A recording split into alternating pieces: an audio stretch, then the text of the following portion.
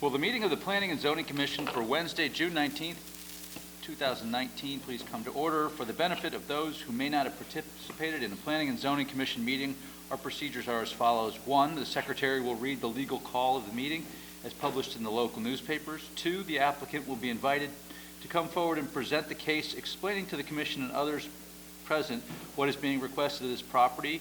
Comments of town agencies will be read for each application if there are any. There will be clarifying questions from the commissioners. 3, there will then be the opportunity for clarifying questions from the audience. First, those who wish to support the application may come forward. Second, those who oppose the application will then be invited to come forward. As this is a public hearing, it must be recorded. It is necessary for speakers to identify themselves, state their name and address before addressing the commission. 4, the applicant is then free to leave or remain for the balance of the public hearing and the regular meeting, at which time the commission will try to reach a decision on each application. Each applicant will be notified in writing as to the decision of this commission and has the right to appeal to Superior Court if desired. 5, decisions of this meeting are available the day after the meeting by calling Planning and Zoning Office 453-8039 after 9 a.m. Seated this evening are the following members: Sean Cosgrove, Richard Wallace. I'm Phil Johnson, Alan Brown, Scott Edmonds, Jason Marchi, Jamie Stein, and Frank DeAndrea. Town staff is George Kroll, the town planner, and Lisa Piombino is our recording secretary. The videographer this evening is Peter Schultz. The secretary, who is not here, will now read the legal notice. So, Mr. Wallace. Notice is hereby given that the Guilford Planning and Zoning Commission will hold a public hearing on June 19, 2019 at 7:30 p.m. in the Nathaniel B. Green Community Center, 32 Church Street, Guilford, Connecticut, in the Mononkatuk Room on the second floor for the following purposes.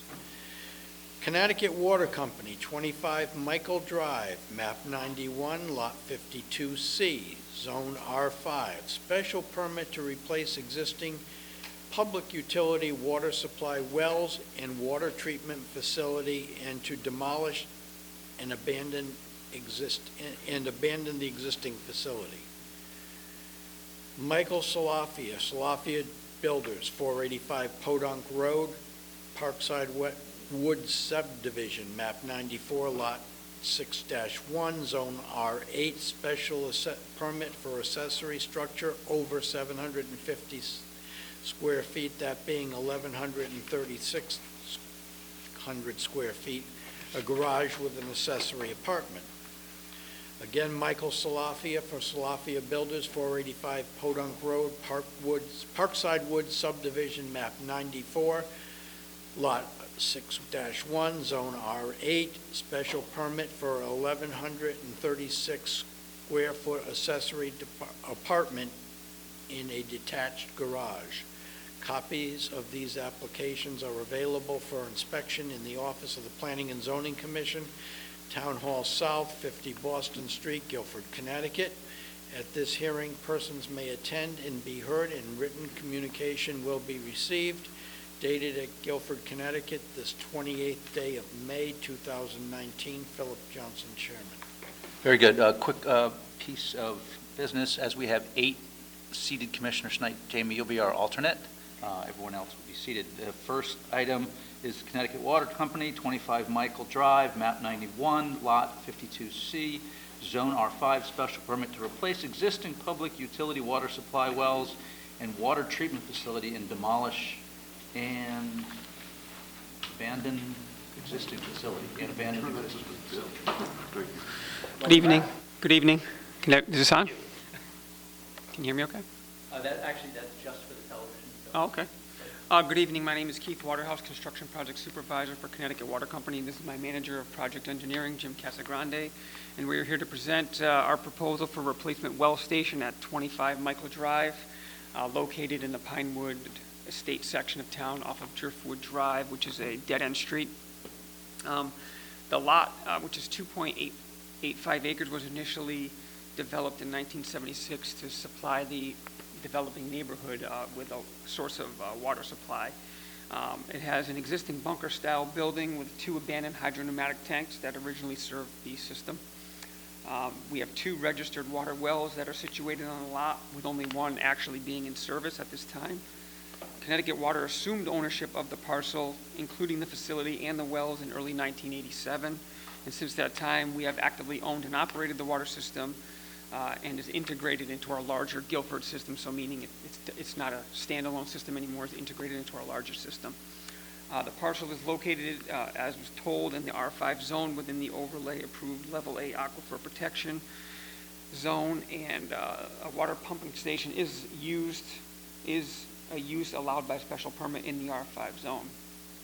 Our proposed structure complies with all setback requirements and the maximum building height limit. We have conducted a preliminary review with planning and zoning, submitted the application for site plan approval and special permit use, and consulted with inland wetlands last week, and they were in favor of our proposal as designed. We had a consultation meeting set up with Design Review Committee last week, but the meeting was canceled.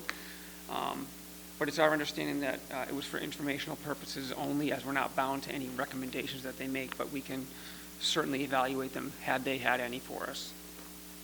So just to give you a quick description of the project.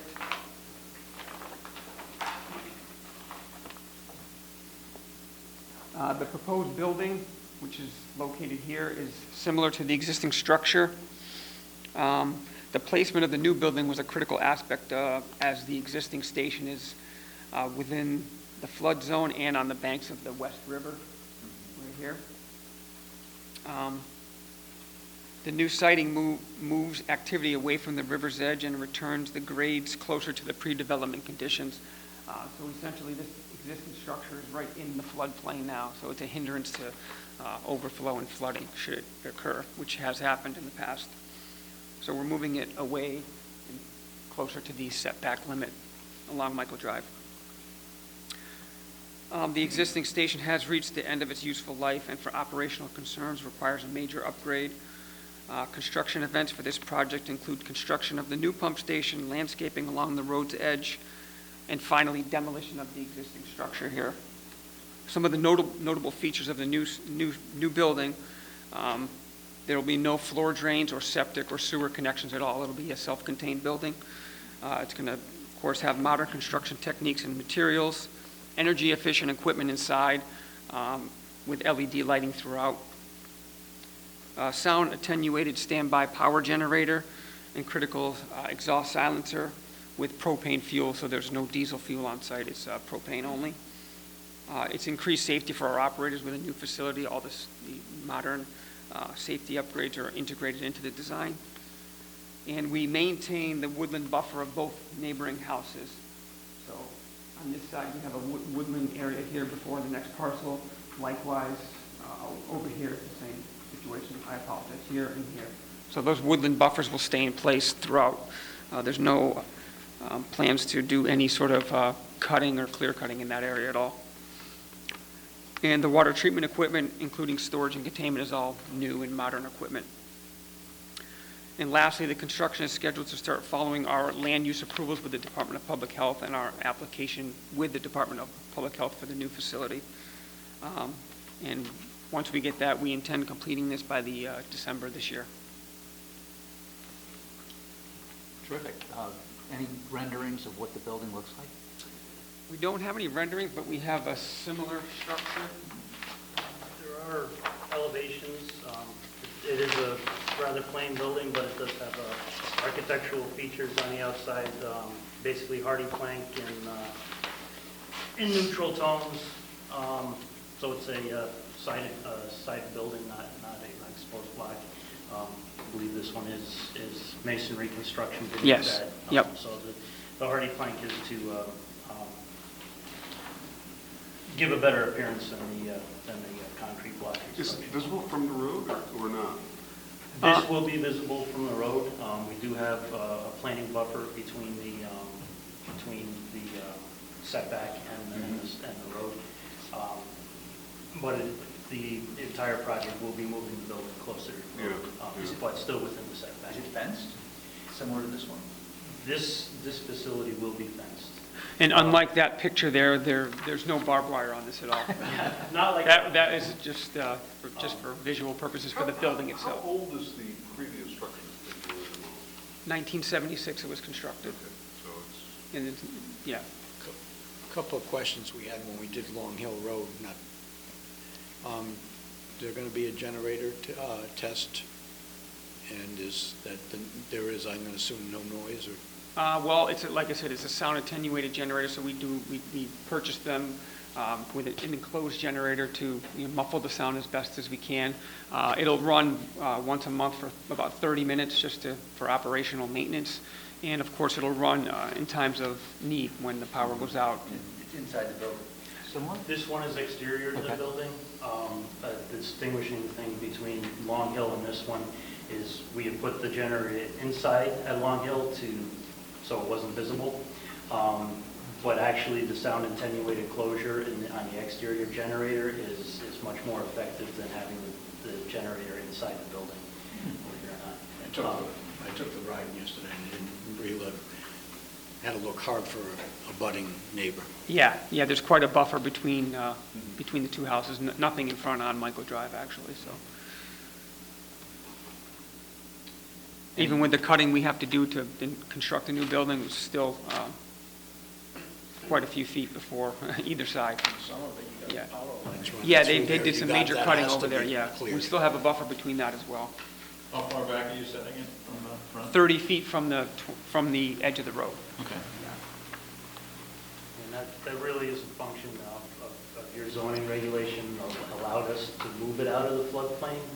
It was actually rather fortunate that we could do that because it made a lot more of a lot available to us to get this facility up. yeah, the elevation of this building, the elevation from the river and the floodplain, it's actually higher. It's actually higher, so the base flood elevation is 60 feet in this area. All the work that we're proposing to do is above elevation 61, so we're above the base flood elevation.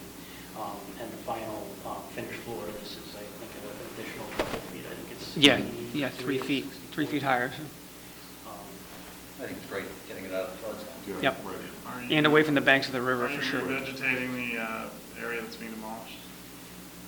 We are, but we're not doing a landscape plan in there. What we're going to do is just put meadow mix and let that go back, because what we don't want to happen is to have woody growth in there, because the idea really with that area is to keep it clear for the advantage with the floodplain. We really do think that will be providing a benefit by doing that. Part of when we cited this is we initially were going to do it in the original location, but we would have had to actually protect it from the flood and debris coming down from the flood. And that's why we decided to move it out of it. But we don't want to create that condition with additional planning, so. Right. Furthermore, there's a well casing in the existing structure now, so once we demo the building, there will remain a casing for one of the existing wells, although that one's not in use. We'll still need to get to it if we ever have to maintain it for any reason, so we wouldn't want trees hindering our access to that. Jim, like the Long Hill Road, once a month when you're testing would be during regular business hours, right? Oh, yeah. Yep. Yeah, traffic on the site is basically, we'd visit the site, approximately once a week, for a half hour, 45 minutes when it's up and running. Other than that, it's fully automated, so it's not even routinely visited during the week. Any further questions from commissioners? Is anybody here that would like to speak in favor of this application? Is there anyone here that would like to ask a question or speak against the application?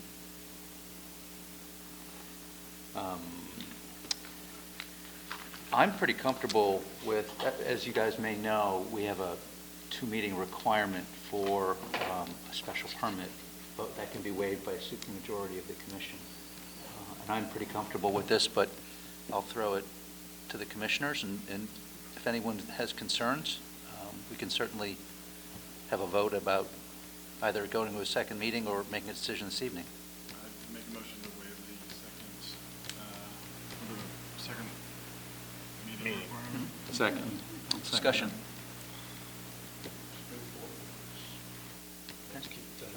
I'm just curious, in 1976, when it was built, what was the discussion around putting it within the floodplain? Is that not a discussion? When this was built in was it 78? 76. 76. So 76 really predates much of the wetlands regulations, as well as I'm not sure what your zoning history is, but it probably predates most of your zoning regulations as well. It was a developer-built system, so it's not something that Connecticut Water constructed. So the developer that was developing in that area constructed this as a water system to serve that. Was run by them, and eventually was acquired by Connecticut Water Company. We have a motion and a second to waive the second public hearing. I'd like to call the vote. All in favor of waiving? Aye. Thank you. All right, it's unanimous. Close the public hearing on this issue. All in favor? Thank you very much. You didn't read or acknowledge the Wetlands Commission letter, I didn't. but that, you have a copy of the letter that was issued by the Wetlands Commission approving this application. Have any issue with it?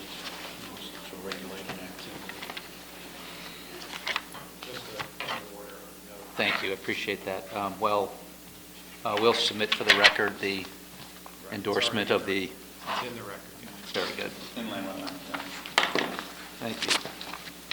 Next item on the agenda, Mike Salafia, Salafia Builders, Lot 2, Podunk and Orchid, Parkside Wood Subdivision, Map 94, Lot 6-1, Zone R8, special permit for accessory structure over 750 square feet, 1,130 square foot garage with accessory apartment. Hi, my name's Mike Salafia. I'm the builder, also going to be the homeowner up there at 485 Podunk Road. I'm asking for permission to put a building over 750 square feet with an accessory apartment. I've submitted a site plan showing that we're within all the boundaries. It's just a little less than 6 acres, the lot is. Septic has been designed for the apartment and the house. Also aware of the 35% rule, so 1,136 square feet. We're saying the house has to be 3,500 square feet or more to satisfy that rule. I don't know that there's any more. You know, there's a requirement in town that you reside either in the home or in the accessory apartment. Yes, that's correct, and we will be doing that. The apartment may be used as an in-law after, I don't know.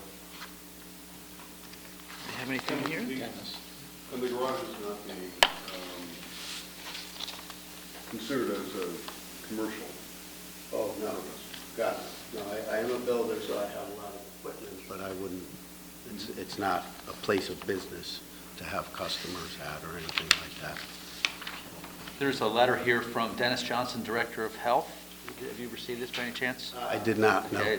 The applicant's proposed accessory apartment will be connected to a central septic system shared with the main house. The central septic system arrangement has been approved by the State Department of Public Health and will be permitted the Guilford Health Department. I assume that's by the Guilford Department. It is recommended the applicant's proposed special permit be approved. You don't have a copy of that. I would provide you with mine. Thank you. We do have copies of the plans, as does the applicant, if you'd like to see the site plan or the architectural plans. Sure. I think that would be great. Sure. I have another copy here, too, I can send around.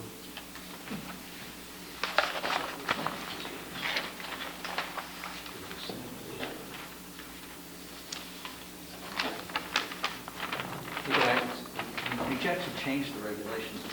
How far back was it when we changed it, that the accessory apartment could be a new structure as opposed to a structure that was on premises for 10 years or more?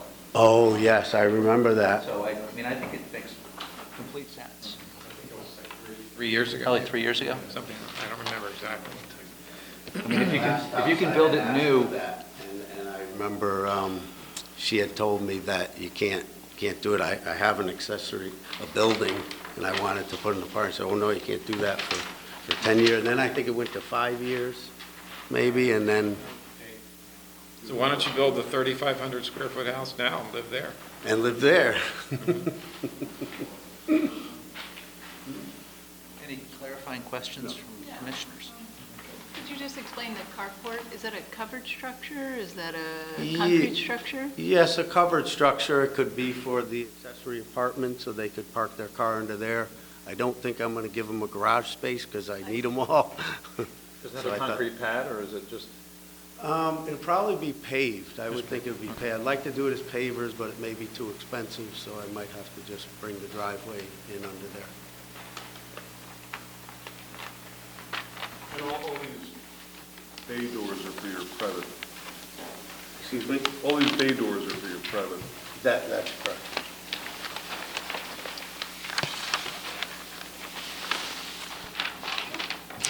I assume all abutting neighbors were noticed? And the checklist was gone over, it meets all the quantitative standards, and the warrant of home ownership has also been signed by the, owner occupancy was signed by the applicant. Very good. Any clarifying questions from the audience? Peter, you're welcome to scan the audience. You don't want to do that? Okay. All right, well, I'm seeing everyone's in approval from the audience. Again, I think, in my opinion, this is a very straightforward application. There's no objection. So I personally am in favor of waiving the second public hearing. But Application. a second discussion? Everyone good? Just for my clarification, so the 208 square feet of the carport is not included as part of the 1,100 square foot structure? That's correct. Yeah. Even though you would have some water management on a paved surface? The full living area is what's governed under the 35% rule, not accessory use. I think, does the carport Yeah. connect the two buildings? No, Okay. no, it's separate, and the buildings are completely detached. What was the overall lot size was what? I believe it's 5.9 something. It's just under 6 acres.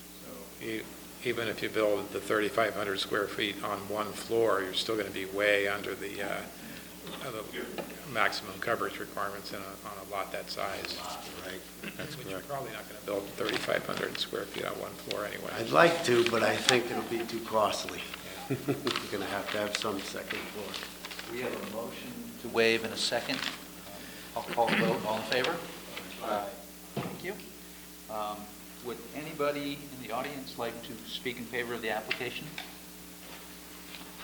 Are there any clarifying questions or anyone that would like to speak against the application? Did you want to speak? Did you have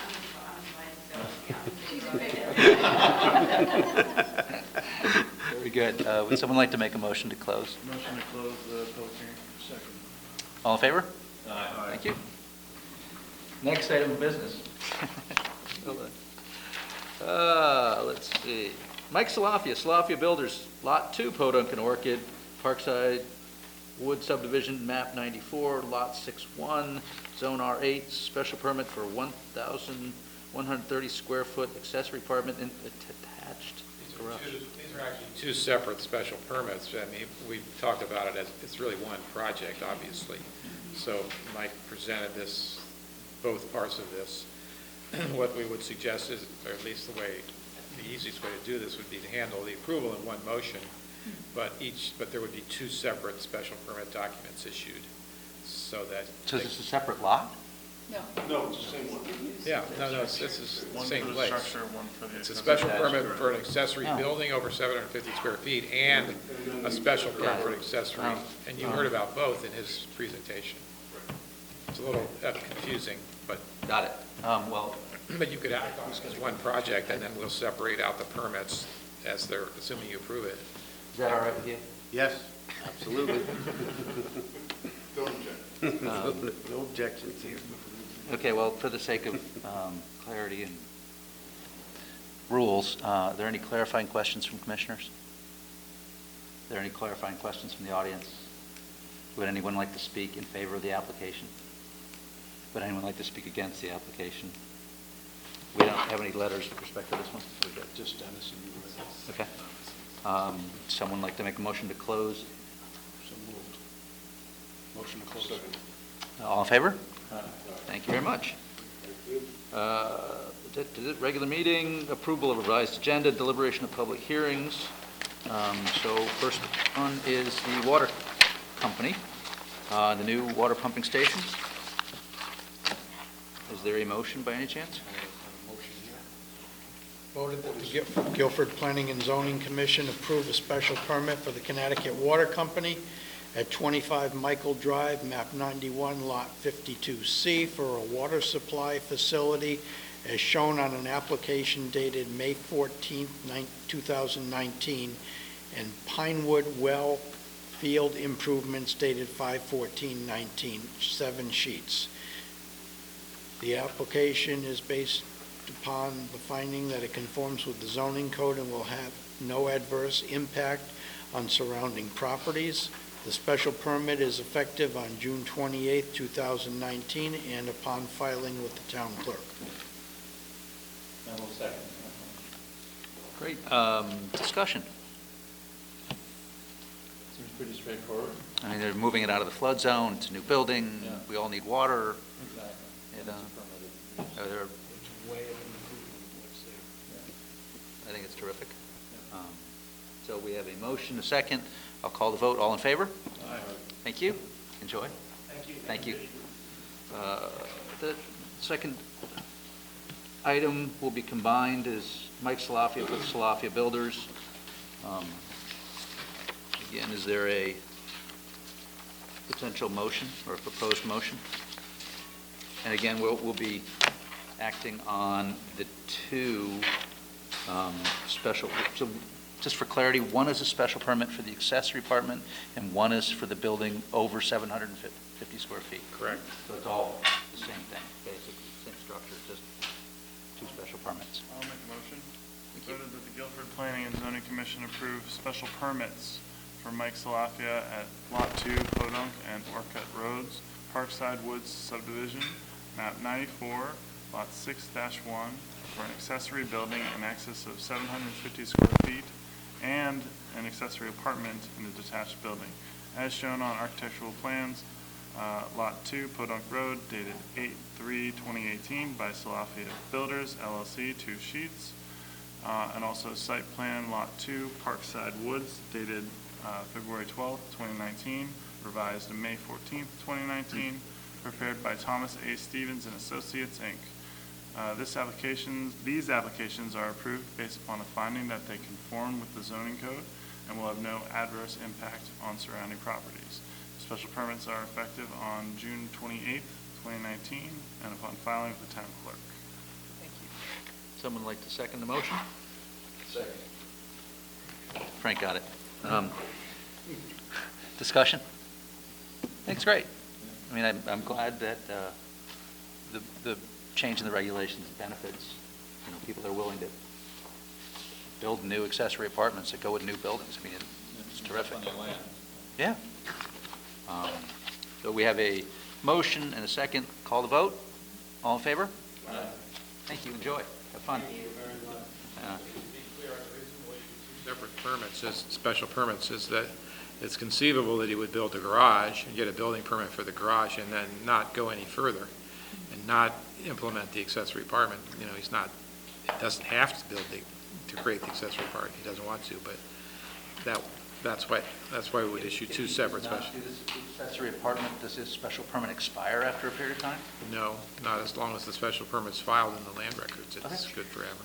So, note to self. So we can do either one. Okay. You can't create an accessory apartment Without the building. Right. So he has to build a garage, but then he may decide he doesn't want to do the accessory apartment, in which case the other one is still valid. Well, it's an option. There you go. Under other, Chris Widmer, 376 State Street, map 74, lot 5, zone R5, would like to request a 90-day extension to the required deadline of June 21, 2019 for recording the subdivision map approved by the commission at its meeting February 27, 2019. I have no problem with extending this. Obviously, they want to extend it for a reason. I understand it might be because of, Well, when you file the subdivision map, then it goes in on the land records and they become taxed as individual lots. okay, So the law requires that you file within a certain period of time, but it also allows for extensions in that time for Okay. whatever reasons. So he's not really ready to develop the lots, and if you remember, he is contemplating developing one of the lots as a affordable housing development, and he's still trying to put together, the arrangements for doing that. So this is somewhat of a formality. We've never forced anyone to file a subdivision map before, and the law does allow for this extension of time. is there any reason to not extend it more than 90 days? I think you can extend it 3 times, 90 days times 3. Is this a lot just? On the other side of the highway? North of 95? Yeah, right. So he could come back in another 90 days and request a second 90-day extension. I think he can actually do it 3 times. Okay. Before we get to the third time, we just make sure that we're doing that properly. That'd be Right. good. And let him know, too. I don't think that'll happen, but yes, Okay. it's possible. So would someone like to make a motion to extend the deadline by 90 days? So moved. Second. All in favor? Thank you very much. Before we get to the meeting, the approval of the minutes, we will not have a meeting on July 3rd. So just wanted to let everybody know that.